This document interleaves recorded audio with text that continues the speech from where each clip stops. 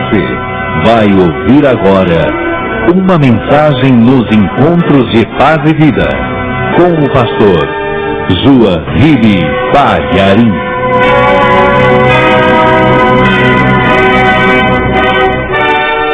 Evangelho de Lucas, capítulo 22, versículo 19, está escrito que naquela noite Jesus estava ceando com os discípulos e o versículo 19 declara que ele, tomando o pão e havendo dado graças, partiu-o e deu-lhe, dizendo: isto é o meu corpo que por vós é dado. Fazei isso em memória de mim. Semelhantemente, tomou o cálice depois da ceia, dizendo: este cálice é o novo testamento no meu sangue, que é derramado por vós. Amém, igreja? Você crê na palavra do Senhor Jesus? Eu creio cegamente. Você crê cegamente? Então desocupe as suas mãos e, se você crê mesmo, dê a melhor salva de palmas para esta palavra. Aplaude mesmo para valer, aplaude da melhor maneira, e enquanto você aplaude também dá glória a Deus. Solta uma palavra de louvor até o trono de Deus, diga glória ao teu nome, Senhor. Oh glória, solta bem alto esta voz, esta palavra. Bendito seja o teu nome, Jesus. Exaltado seja o teu nome. Isso, faça desta maneira, para que a palavra produza o resultado. Oh glória, que maravilha. Continua aplaudindo e glorificando. Senhor Deus, receba o louvor agora da tua igreja. Receba esta palavra de exaltação. Receba, meu Deus, o nosso louvor. E enquanto esse louvor está subindo ao trono da graça, vai derramando agora as bênçãos sobre a tua igreja. E unge-nos para pregar. Unge os nossos lábios para falar. Toma o nosso lugar, para que não sejamos nós, mas que o teu Espírito Santo fale através de nós. E que a tua palavra vá e produza o resultado para o qual está sendo mandada, em nome do Senhor Jesus. Amém. Diga amém, Jesus. Oh glória. Poder sentar. O fato com relação à Santa Ceia é este: Jesus a instituiu e pediu que nós a observássemos repetidamente em memória dele. Fazer isso em memória do Senhor Jesus significa se lembrar de tudo que ele sofreu na cruz do Calvário. E o que ele padeceu antes mesmo de chegar na cruz. Porque o sacrifício do Senhor Jesus já começou na vida santa e elevada que ele teve, guardando-se de todos os prazeres do mundo, se guardando não para si mesmo, mas se guardando para nós. O sacrifício de Jesus já começou aí. A vida inteira ele se guardou por nós. Se sacrificou a sua juventude, sacrificou um plano de vida, uma vida terrena, sacrificou o que qualquer homem aspiraria, ele sacrificou ali, se guardando por nós. E quando o Senhor Jesus previu que seria preso e morto, ele desejou participar de uma refeição íntima com as pessoas que ele mais amava. E note que ele não chamou seus irmãos nem sua mãe, mas chamou os discípulos. E aqui no Evangelho diz que ele desejou muito participar dessa cerimônia íntima. Veja o versículo 15: e disse-lhes: desejei muito comer convosco esta Páscoa antes que padeça. Ele sabe que vai morrer. É a última noite na terra, quinta-feira à noite. O seu sacrifício, que já havia durado 33 anos e meio, agora vai terminar. Ele vai padecer, vai acabar. Ele vai fazer o maior de todos os sacrifícios, Então institui a Santa Ceia e pede que a gente celebre, faça isto em sua memória. Muito bem, depois de abençoar o pão, dar graças, partir e dar aos discípulos, e fazer a mesma coisa com o cálice, dizendo que tanto o pão como o cálice de vinho tinham um significado, um era carne, outro era o sangue. Depois daquilo, eles cantaram um hino e foram pro Monte das Oliveiras, especialmente no Getsemane, um lugar onde havia uma grande pedra e que Jesus sempre usava aquele local para fazer as suas orações a Deus. E ali ele começa a derramar as primeiras gotas do seu sangue. Ele fica tão angustiado com o pavor daquela hora, que a tensão, a pressão faz com que os bulbos capilares da sua cabeça, do couro cabeludo, se rompam e desçam sangue junto com o suor. A sua roupa fica banhada de sangue. Um fenômeno aconteceu ali e ele começou a verter o sangue. Chega a guarda, não de Pilatos e nem de Herodes. A guarda que chega é a guarda do templo, a guarda religiosa, que vem e prende o Senhor Jesus. E ele docilmente se deixa prender e é conduzido primeiramente à casa de Anás. Ele é levado até a casa de Anás e ali ele começa a ser interrogado. É sexta-feira, começando a madrugada. Anás o interroga dizendo: quem és tu? Qual é a tua doutrina? O que você ensina aos teus discípulos? E Jesus disse: tudo o que eu ensinei foi abertamente, em público, e nada disse às ocultas. Se você quer saber o que eu disse, não pergunte para mim, pergunte àqueles que me ouviram. Então, um dos servos ali de Anás, um dos criados, se adiantou e deu uma violenta bofetada no rosto de Jesus e disse: é assim que respondes ao sumo sacerdote? E Jesus respondeu para a pessoa que o feriu: se eu falei mal, dá testemunho de mal, mas se eu falei bem, por que me feres? Então Jesus levou ali a primeira bofetada. Como ele não declarou nada, Anás levou Jesus aprisionado, manietado, até a casa de Caifás. E ali eles se reúnem com o Sinédrio para interrogar Jesus mais uma vez, porque eles querem uma confissão. Eles querem que Jesus diga que é o Filho de Deus. O judeu tinha tanto medo de escrever o nome de Deus, que eles usavam sempre a palavra Senhor ou a palavra Deus. E quando eles proferiam o nome de Deus, eles falavam: Deus seja louvado, Deus seja bendito. Então eles queriam que Jesus dissesse que era filho de Jeová. Mas Jesus não usava também o nome de Deus em vão. Por isso que ele não falou: eu sou filho de Jeová.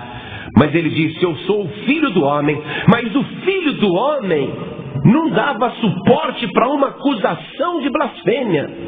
Então eles continuam interrogando Jesus.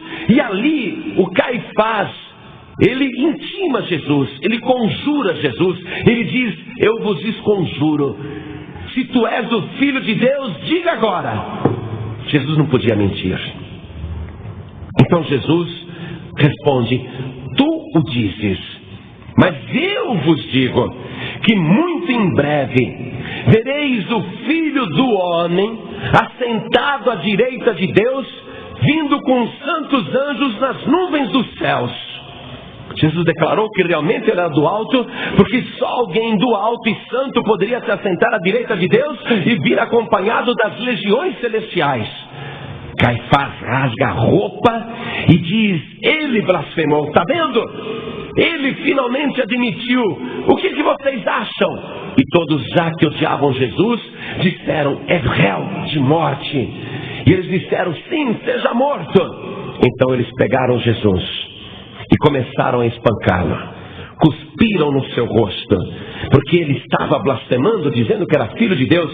Então ele começou a ser escarrado, cuspido pelos religiosos da época. Eles cuspiam, escarneciam, desprezavam, colocaram também um capuz na sua cabeça, davam tapas e diziam: fala, Cristo, qual o nome de quem te espancou? Fala, tu não és o Cristo? Fala, quem é que está te batendo? Profetiza, quem é que está te batendo? E Jesus não respondeu mais nada. Pela manhã, levaram Jesus até Pilatos, e era a preparação da Páscoa. Eles não queriam entrar dentro do palácio de Pilatos, porque era um palácio romano, e Roma acreditava em deuses pagãos, veneravam as imagens. Então eles não queriam se contaminar entrando no palácio de Pilatos. Mandaram um mensageiro dizendo: Pilatos, venha nos atender aqui fora. E Pilatos saiu, e é por isso que a audiência de Jesus, o julgamento de Jesus, se torna uma coisa feita ao ar livre, porque os judeus se recusaram a entrar no palácio de Pilatos. Então Pilatos sai, e eles dizem: este homem, ele está pervertendo a nossa nação. Este homem ensina que não se deve pagar tributos a César. Este homem fala que ele é o rei dos judeus.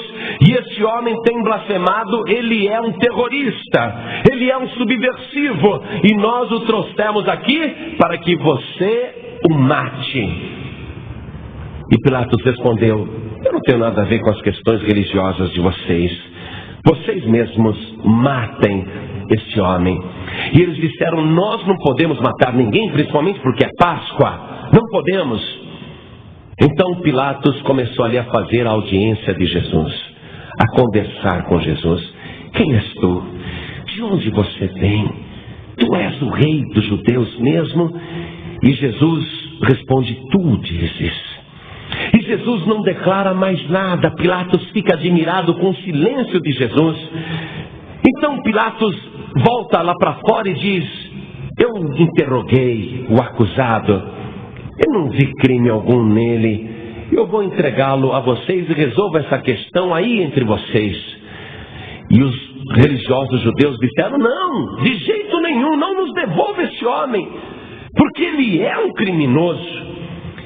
Ele vem desde a Galileia pervertendo a nossa nação. E quando Pilatos ouviu falar que ele era galileu, falou: mas espera, a Galileia é jurisdição do Herodes. Vou mandá-lo para Herodes. E ele mandou Jesus para Herodes, até a fortaleza chamada Antônia, onde Herodes estava hospedado, porque por ocasião da Páscoa, todas as autoridades vinham para Jerusalém. Então Herodes também estava em Jerusalém e não na Galileia. Então conduziram Jesus até onde Herodes estava hospedado. E Herodes, quando viu Jesus, falou: puxa, agora eu vou tirar minhas dúvidas. Quero saber se ele é o João Batista que ressuscitou, aquele que eu mandei decapitar há 3 anos atrás. Eu quero saber se ele é realmente milagreiro, poderoso, se ele faz coisas acontecerem. E ele começa a olhar para Jesus com curiosidade e pede para Jesus fazer coisas. Jesus sequer responde a Herodes. Esse Herodes era filho daquele Herodes que matou as criancinhas quando Jesus nasceu. Ele era um Herodes mau, descendente de Herodes o Grande, filho direto de Herodes o Grande. Jesus não responde nada para aquele Herodes. E Herodes então despreza Jesus, entrega Jesus para os soldados e diz: brinquem com ele. E os soldados de Herodes então começam a espancar Jesus e a cuspir no seu rosto, e colocam uma coroa de espinho na sua cabeça, e mais uma vez o seu sangue é vertido. E eles então cobrem a cabeça de Jesus com um capuz e começam a bater na cabeça dele com uma cana e a dizer: fala, quem é que está te batendo? Tu não és o Cristo? E espancam Jesus e dão socos na cabeça encapuçada do Senhor Jesus. E ele apanha muito e não diz uma só palavra. Quando tiram o capuz, ele já está sangrando pelos golpes que levou no nariz, na boca. Ele está ferido, o lábio está cortado, ele está machucado, ele está com o olho inchado, já está ficando roxo. E eles colocam a cana na mão de Jesus e se ajoelham na frente dele e dizem: salve, rei dos judeus. E todos os soldados fazem isso e zombam dele. E Jesus não diz uma só palavra. Então pegam Jesus e devolvem para Pilatos. E Pilatos recebe Jesus com aquela capa vermelha nas costas, com a coroa de espinho na cabeça, e Jesus segurando a cana na mão. Ele não jogou fora, ele continuou segurando. Pilatos olha para Jesus, vê que ele já está machucado, e vem a ordem de Herodes dizendo: eu já examinei este homem e não vi nele mal algum, faça com ele o que vocês quiserem. Então Pilatos leva Jesus para fora, mostra para os judeus, mostra para Caifás, mostra para Anás e diz: olha bem, eu mandei este homem para Herodes, e Herodes também o interrogou, e Herodes também não viu nele mal algum. Eu não posso matar um inocente. Então os judeus gritaram: não, ele se diz rei, e qualquer rei é inimigo de César. O único rei que nós aceitamos é César. Pilatos, ele diz: eu não vou matá-lo, eu vou castigá-lo. Eu vou castigá-lo e vou soltá-lo. E ele leva Jesus lá para dentro, chama os guardas e diz: açoitem este homem para valer. Batam nele como vocês nunca bateram em uma pessoa. Eu quero que ele seja reduzido a frangalhos, mas é melhor que ele seja açoitado, torturado, do que ser morto. Porque aqueles que estão lá fora querem matá-lo, então deem a ele um castigo exemplar. Pegaram Jesus, arrancaram a capa vermelha, o deixaram quase nu e amarraram numa espécie de tronco. E ficou do lado direito de Jesus um soldado romano com um chicote nas mãos, com tiras de couro e na ponta bolas de chumbo amarradas.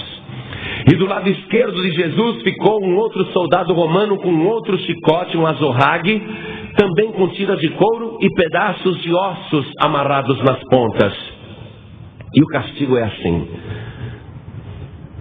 o condenado amarrado, preso, e o soldado do lado de cá, ele dá uma chibatada, e o do lado de lá dá a sua chibatada.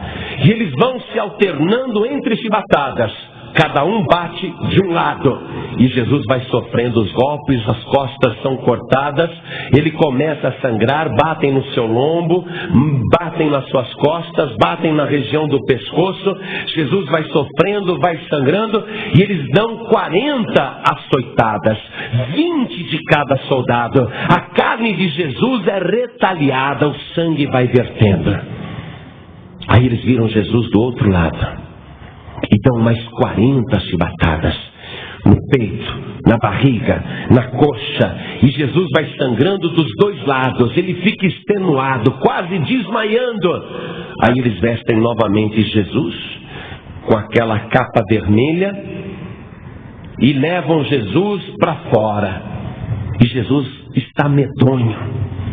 Pilatos quer comover os religiosos e a multidão que já está se ajuntando lá fora. Pilatos, ele diz o seguinte: olha o vosso homem, olha como ele está, eu já o castiguei, vou soltá-lo. Mas os judeus começam a gritar: não, ele tem que morrer, tem que ser crucificado. E Pilatos diz: eu vou matar o vosso rei? Nós não temos rei além de César, ele não é o nosso rei, nós queremos que ele seja morto, crucificado. Pilatos tem outra ideia. Por ocasião da Páscoa, eles costumavam soltar um criminoso judeu para fazer uma política de boa vizinhança. Todo ano eles davam um indulto a um criminoso judeu, a um criminoso famoso. Eles levavam o criminoso na frente do povo com outros criminosos e pediam uma votação para o público. Qual que vocês querem que seja solto, perdoado?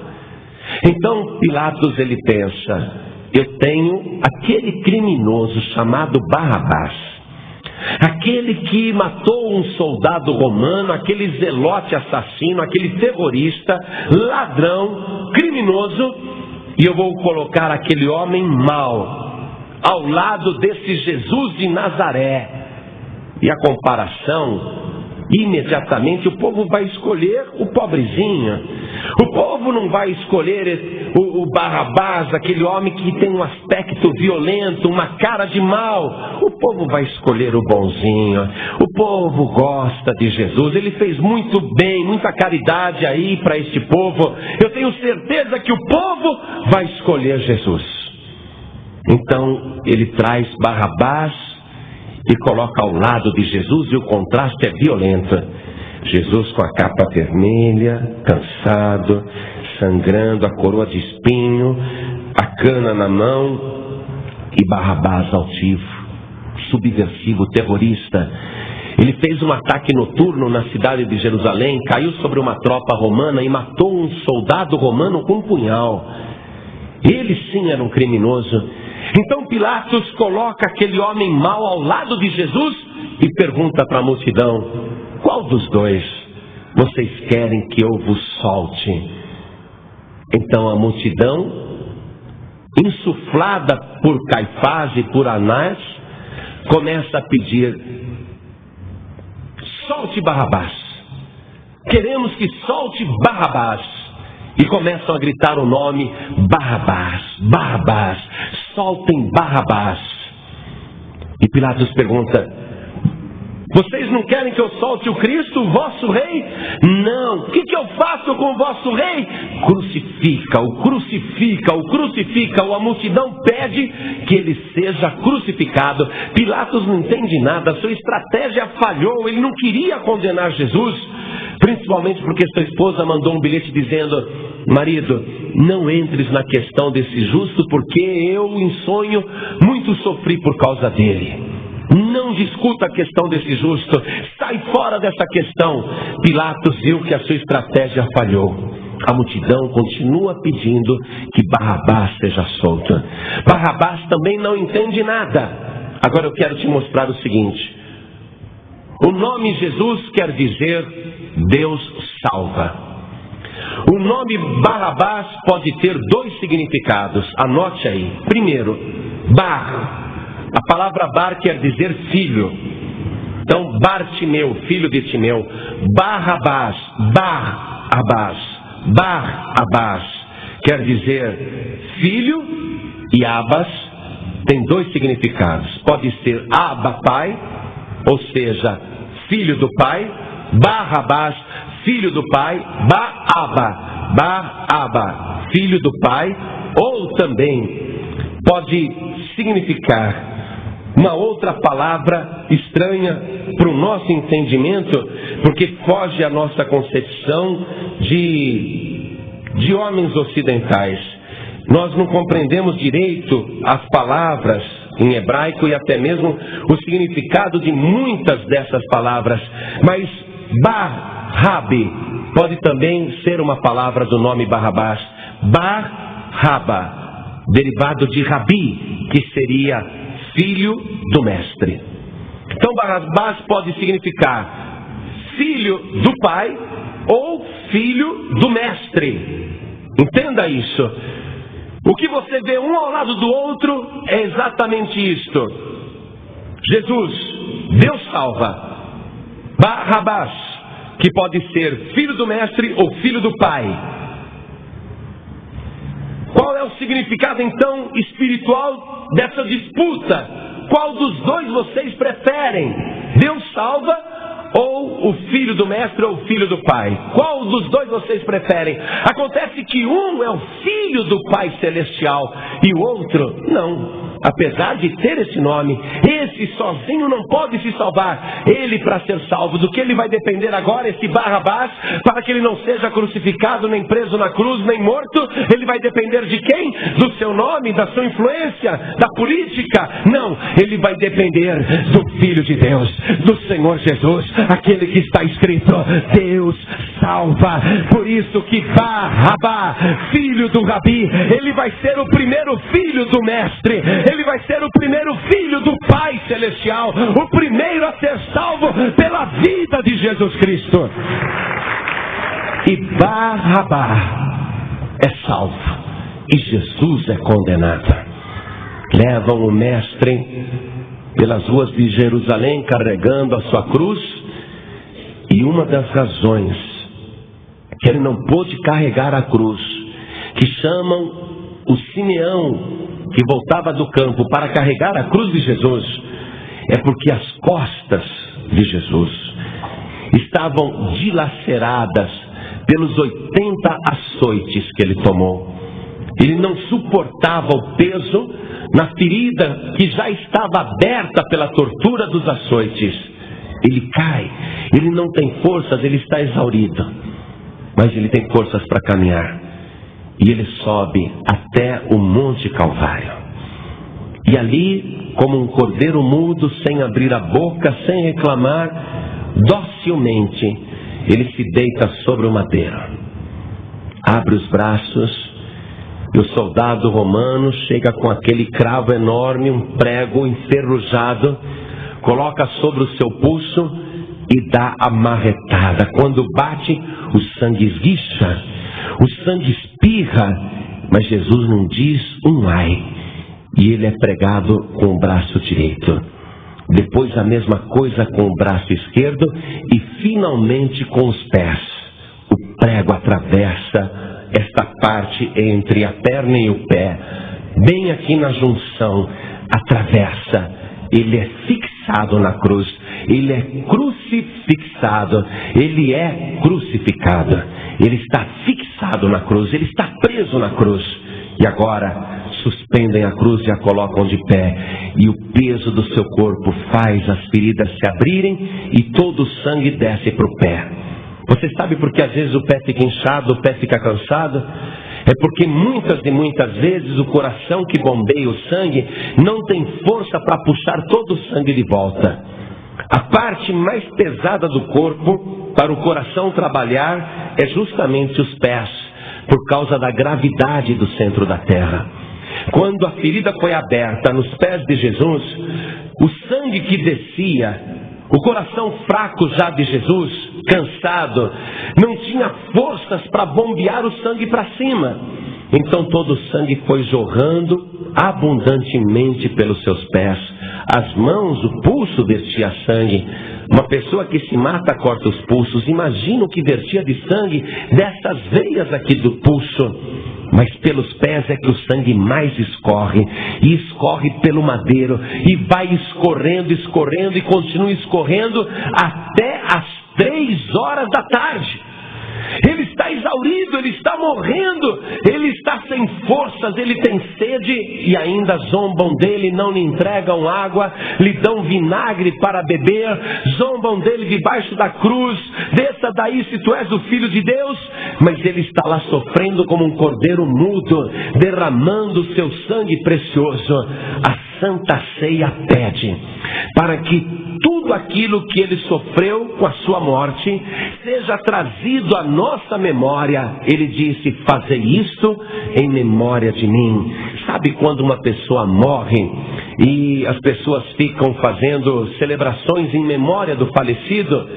A Santa Ceia é mais ou menos isso, mas não é uma celebração mórbida, não é uma celebração de um óbito, de um morto, de um cadáver. Não estamos celebrando a Santa Ceia para lembrar de uma pessoa boazinha que morreu lá atrás, mas estamos fazendo isso para celebrar que aquele que se sacrificou por nós, que verteu seu sangue na cruz do Calvário, ele morreu, é verdade, mas ele ressuscitou dos mortos, ele está vivo pelos séculos dos séculos.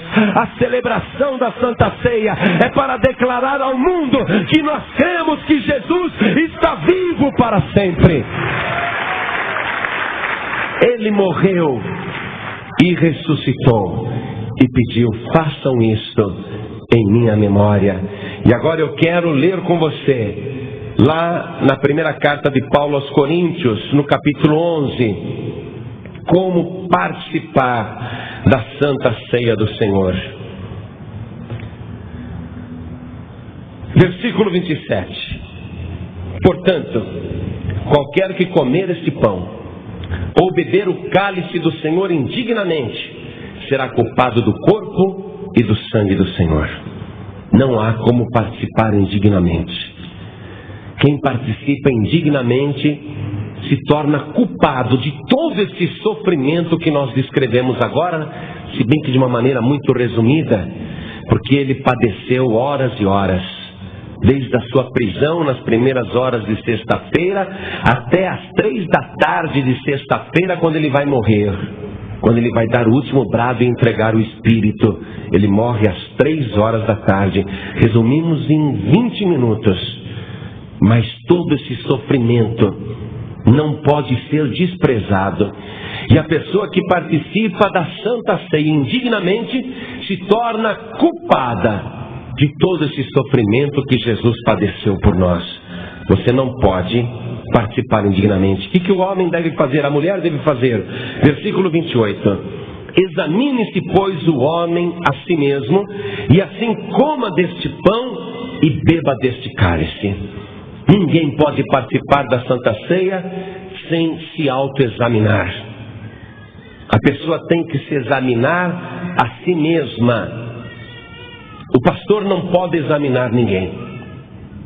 Nós tivemos que tirar um pastor da frente de uma igreja da Paz e Vida, porque ficamos sabendo que ele dizia: você pode participar da ceia, você não participa, você pode. Ele começou a examinar as pessoas e a decidir quem participava da Santa Ceia. Completamente antibíblico, porque não é o pastor que examina, não é o pastor que escolhe quem vai participar. O autoexame tem que ser você que faz. Volte comigo no versículo 28. Examine-se, pois, o homem a si mesmo, e assim coma deste pão e beba deste cálice. A própria pessoa se autoexamina. E só pode participar depois do exame. Eu não vou te examinar. Nenhum pastor, nenhum obreiro vai te examinar. Quem se autoexamina é você mesmo. Vamos continuar a leitura. Versículo 29. Porque o que come e bebe indignamente, come e bebe para sua própria condenação, não discernindo o corpo do Senhor. Por causa disto, há entre vós muitos fracos e doentes e muitos que dormem. A responsabilidade é sua. Se você participar indignamente, você vai comer e beber para a sua própria condenação. A pessoa tem que estar consciente da responsabilidade de participar da Santa Ceia.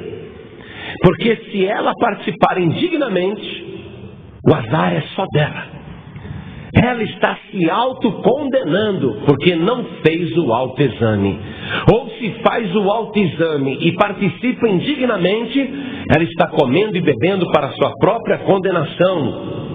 E a pessoa tem como consequência fraqueza espiritual e doença que inclusive leva à morte. Continuando a leitura, versículo 31. Por quê? Se nós nos julgássemos a nós mesmos, não seríamos julgados. Qual é o segredo então do autoexame? É você se autoexaminar, ver a tua situação e, se for o caso, se autocondenar. Porque se você mesmo se julgar, você não será julgado. Esse é o segredo. Agora, versículo 32. Mas quando somos julgados, somos repreendidos pelo Senhor para não sermos condenados com o mundo.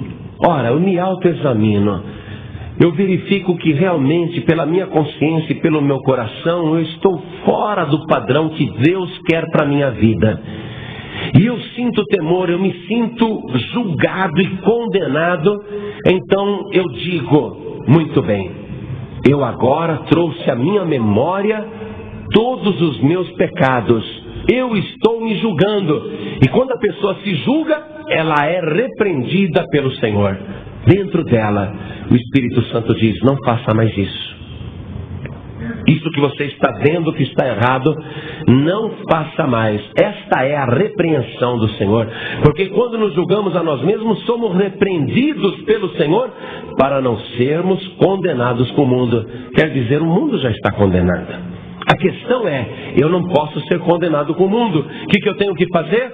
Eu tenho que me autoexaminar, trazer à memória, a minha vida, as coisas que eu ando fazendo, me auto-julgar. E se eu me sinto culpado, o Espírito Santo está me repreendendo. Está vendo como é que você está? Não faça mais isso. Nós somos repreendidos pelo Senhor para não sermos condenados com o mundo. Então o segredo está no versículo 28. O início de tudo. Para não participar indignamente. Para não ser culpado do corpo e do sangue de Cristo. Para não se autocondenar no sentido de perdição eterna. Porque se você não tiver temor de Deus, você vai ser condenado com o mundo. Mas quando você tem temor de Deus e diz, eu estou em pecado, eu estou em culpa, você está agora juntando duas coisas na tua memória. Preste atenção.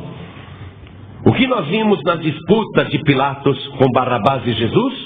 Que Barrabás é o verdadeiro condenado. Mas que Jesus é o Deus que salva.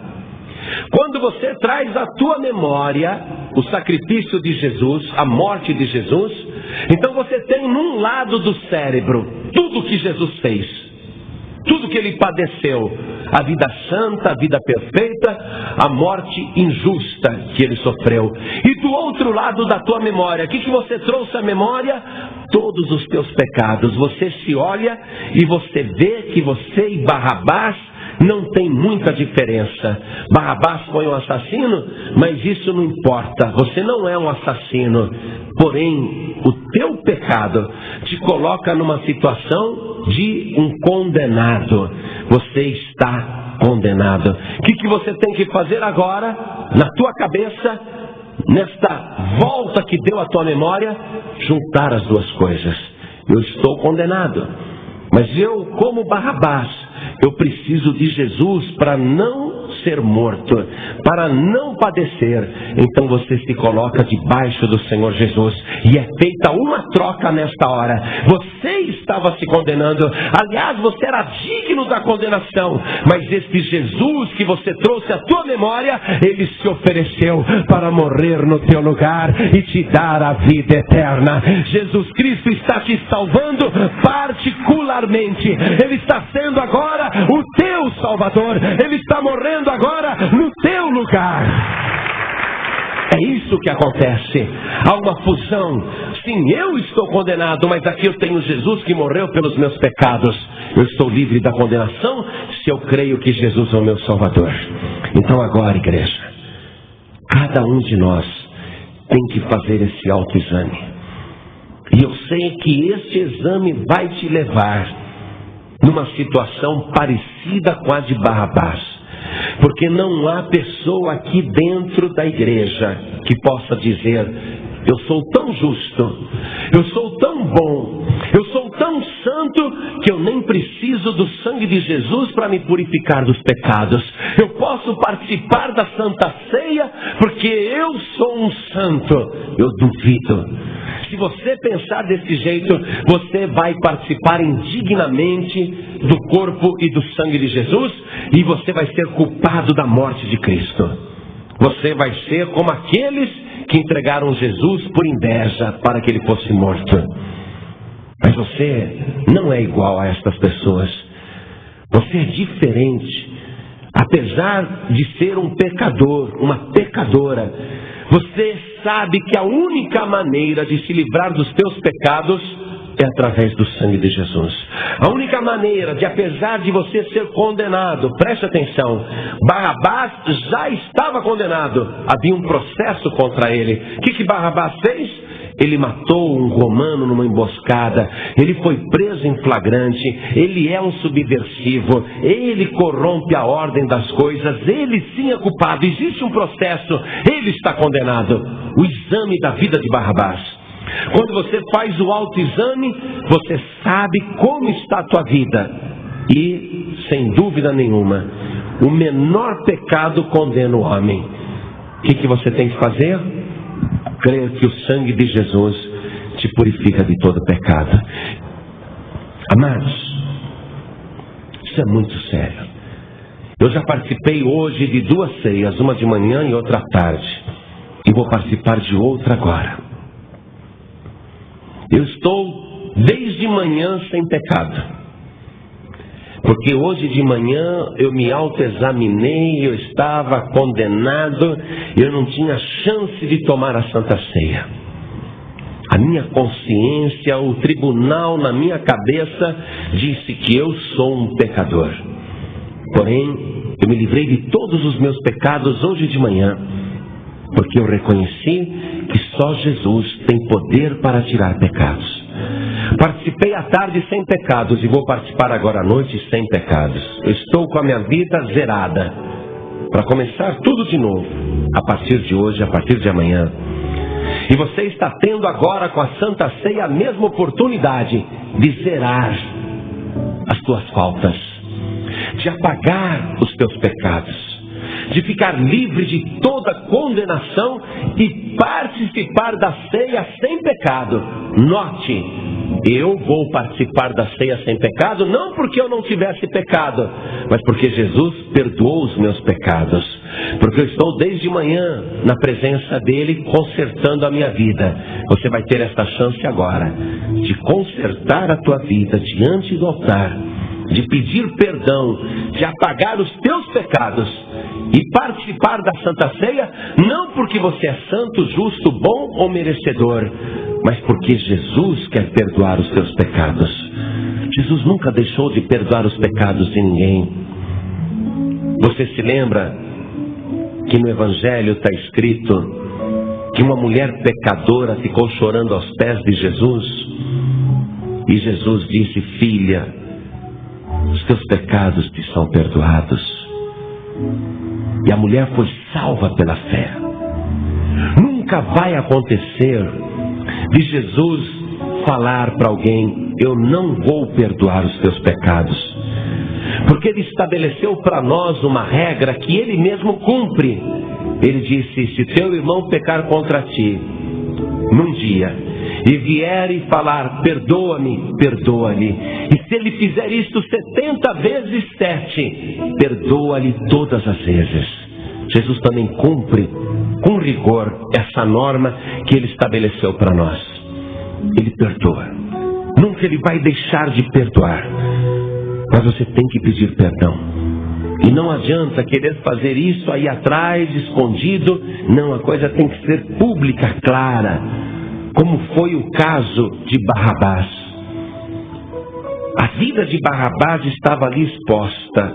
Todo mundo sabia quem ele era. Mas ele foi salvo não porque ele merecia, mas porque Jesus morreu no lugar dele.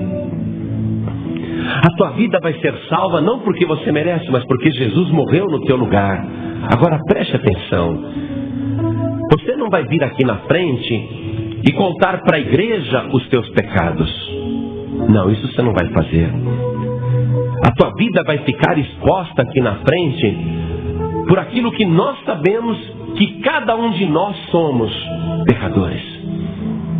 Vir aqui na frente significa você confessar: eu sou um pecador, eu sou uma pecadora, eu quero me render aos pés do Senhor Jesus. É isso que você vai fazer. Você não vai vir aqui para confessar os seus pecados para mim, de jeito nenhum, nem para a igreja. O que importa agora é você ter essa atitude de arrependimento, de se autoexaminar e falar: realmente eu preciso do perdão, porque eu não posso participar da ceia do Senhor indignamente. Eu tenho que me livrar dos meus pecados, e o único que pode me livrar dos meus pecados é o Senhor Jesus, e Ele nunca deixa de perdoar aqueles que o buscam. Então, se você sente necessidade de apagar agora os teus pecados e ser totalmente perdoado, perdoada pelo sangue do Senhor Jesus, então saia do seu lugar e venha aqui para frente. E chegando aqui na frente, venha e dobre o teu joelho. Venha.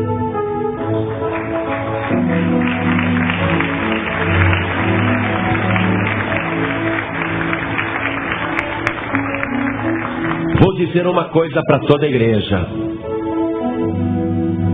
que apesar desta palavra ser dura e talvez até te ofender,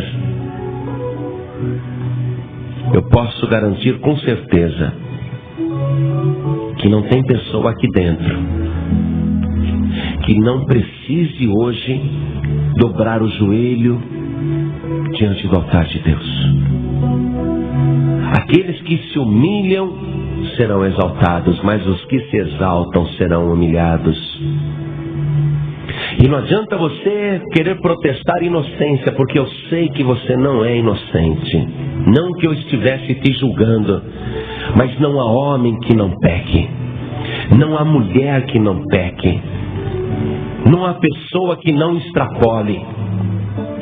E desde a ceia do mês passado até hoje, você deve ter muitas coisas para pedir perdão. Então não fique no teu lugar, não. Saia e venha para frente e dobre o teu joelho. Porque hoje é a tua chance de zerar a tua vida e começar tudo de novo. E sair daqui sem nenhum pecado e participar dignamente do corpo e do sangue do Senhor Jesus. Então, você que está na presença de Deus agora, coloque a mão direita sobre o teu coração. Traga à tua memória os teus pecados e peça perdão ao único que pode perdoar. E você deve abrir a tua boca, porque nós aprendemos que a palavra dita, a palavra liberada, que produz resultado no mundo espiritual.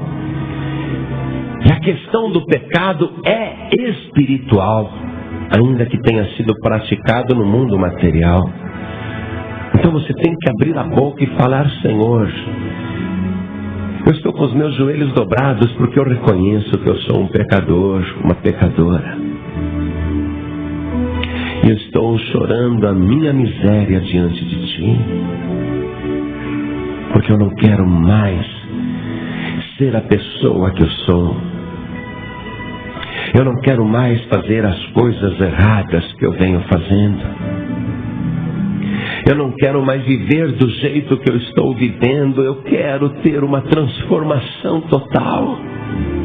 Eu quero ter uma mudança radical de vida. Eu não apenas quero ser perdoado, mas eu quero também ser transformado. A minha consciência me mostrou que eu sou um pecador. Eu me autoexaminei e me condenei no tribunal da minha consciência. Mas agora estou aqui pedindo que o meigo Nazareno, o meu santo Salvador, que salvou inclusive Barrabás da morte, que morreu naquela cruz que havia sido preparada para um criminoso, para um condenado, mostrando que ele veio para salvar. Meu Deus, os meus pecados me condenam, mas eu creio que Jesus me livra de toda condenação. Abre a tua boca, fala isto. Fala com a tua própria boca, com os teus próprios lábios. Não se envergonhe, porque eu não sei se você reparou, toda a igreja está de joelhos. Você vai ter vergonha do quê? Se estamos todos entre pecadores, se estamos todos diante do mesmo tribunal, se estamos todos diante do mesmo destino, mas glória a Deus, estamos todos diante do mesmo Salvador. Oh glória! Não há motivo para se envergonhar. Vergonha você teria se participasse indignamente da ceia do Senhor. Mas agora não há motivo de vergonha. Há motivo de alegria, de contentamento. Porque você soube discernir o corpo do Senhor e não se atreveu de maneira alguma a participar indignamente. Você está de joelhos dobrados pedindo perdão. E não importa o que foi que você fez. Por mais grave que seja, se houver arrependimento agora e pedido sincero de perdão, Jesus vai dizer: filho, os teus pecados estão perdoados. Ele vai dizer: filha, eu perdoo os teus pecados. Então creia agora nisto, que o sangue de Jesus te purifica de todo pecado. Abra sua boca para proferir esta palavra de poder que diz: o sangue de Jesus me purifica de todo pecado. Abra sua boca. Eu creio que o sacrifício de Jesus na cruz do Calvário me purifica de todo pecado. Oh glória! Abra sua boca, é esta palavra que produz a tua limpeza espiritual. É você crer que Jesus é o teu único Salvador. Oh glória! Que coisa tremenda! Os teus pecados estão sendo apagados. E esta é uma igreja vitoriosa. Jesus não quer uma igreja de fariseus. Jesus não quer uma igreja que fique dizendo: eu sou santo, eu sou santo, eu sou santo. Não, Ele quer uma igreja que diga: eu continuo dependendo do meu único Salvador. Eu continuo dependendo do sacrifício de Jesus na cruz do Calvário. Não importa quanto tempo eu viva ainda, quanto tempo eu esteja na igreja, eu continuarei dependendo do sacrifício de Jesus na cruz do Calvário. Oh glória! Então agora, com a certeza do teu perdão, vai se levantando do teu lugar, com a certeza de que não há mais nenhum pecado. Jesus, Ele não retém pecados. Jesus, Ele não cobra dívidas. Jesus não cobra pecados. Quando o homem e a mulher pedem perdão, Ele perdoa. Creia que você está perdoado. Ergue as tuas mãos aos céus e agradece por isso. Agradece por esta maneira tremenda que Ele preparou de consertar a tua vida. Hoje a tua vida cristã está sendo renovada. Hoje a tua vida cristã está sendo transformada. Você está se tornando aquela pessoa salva de verdade. Você está se tornando uma pessoa limpa de verdade. Agradece com os teus lábios. Oh glória! E usando as tuas mãos, aplaude o Senhor Jesus. Aplaude bastante. Diga graças a Deus. Oh glória! Aplaude mais isso. Glória, glória, glória a Deus. Oh glória! Amém, Jesus. Você acabou de ouvir uma mensagem nos Encontros de Paz e Vida com o pastor João Ribe Palharim. Participe você também dos Encontros de Paz e Vida, às 8 horas da manhã, às 3 horas da tarde e às 7 horas da noite. Comunidade Cristã Paz e Vida, lugar de gente feliz.